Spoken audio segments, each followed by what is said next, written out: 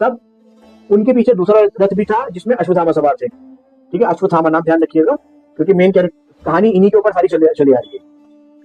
और जो रथ है, जो पांडवों का टेंट लगा हुआ है, ये रथ उस तरफ जा रहा है, ये दुश्मनी की भावना में। भिखारी, वो अंधा भिखारी है, वो कृष्ण को समय का सार बताया जा रहा है और कहा जा रहा है कि विष्णु के अवतार है, कोई भी कृष्ण को रोक नहीं सकता, उनके विरुद्ध जा नहीं सकता।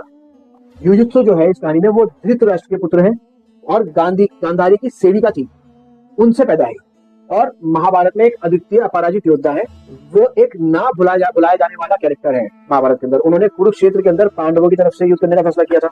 उनको लगता था कि पांडवों की तरफ से युद्ध करके वो न्याय और सत्य के लिए लड़ रहा है। उनके माता पिता ने उन्हें सदैव उन्हें हमेशा अनदेखा किया, इग्नोरेंस मिली, क्योंकि वो एक दासी का बेटा था। तो माँ ने भी कोई सुध नहीं ली और बाप ने भी कोई सुध नहीं ली। ये पांडवों की तरफ से युद्ध करने के लिए गए तो अपने भाइयों के खिलाफ गए थे, लेकिन पांडवों ने भी उनकी तरफ कोई विशेष ध्यान नहीं दिया, क्योंकि था तो दुश्मनों का भाई, रिश्तेदारी थी आपस में।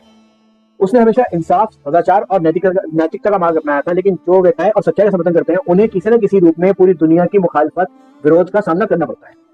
उसने अपने पारिवारिक संबंधों पर ध्यान नहीं दिया, लेकिन सच्चाई पर पूरा फोकस किया। जो दूसरा कैरेक्टर संजय है, वो धृतराष्ट्र जो अंधे हैं उनका सलाहकार है, एडवाइजर है उनका। वो राज्य का सारथी है, रथ चालक है, यानी कि राज्य को एक तरीके से वही चला रहा है, क्योंकि धृतराष्ट्र जो है वो तो अंधे है और राजा है वो, तो राजा का जो एक राइट हैंड पर्सन है वो है, और वो प्रत्यक्ष रूप से शामिल नहीं होते, वो बैकग्राउंड में रह के सारी एडवाइस देते हैं, फिर राजा का हुक्म आता है और सब कुछ उनके कहने पर हो जाता है। संजय के पास एक दूरदर्शिता थी, दिव्य दृष्टि थी, फोरसाइट थी, अच्छा नजरिया था। तो उस नजरिए के कारण वह कुरुक्षेत्र युद्ध की घटनाओं के साक्षी तथा वर्णन भी करते थे। संजय युद्ध की घटनाओं का वर्णन करते हैं तो युद्ध का जो वर्णन है वो बिल्कुल निष्पक्ष है, स्पष्टता के साथ पक्षपात का ही वर्णन करते हैं कि किसकी गलती है, कौन सही है, कौन गलत है, वो सब एक्यूरेट बताते हैं।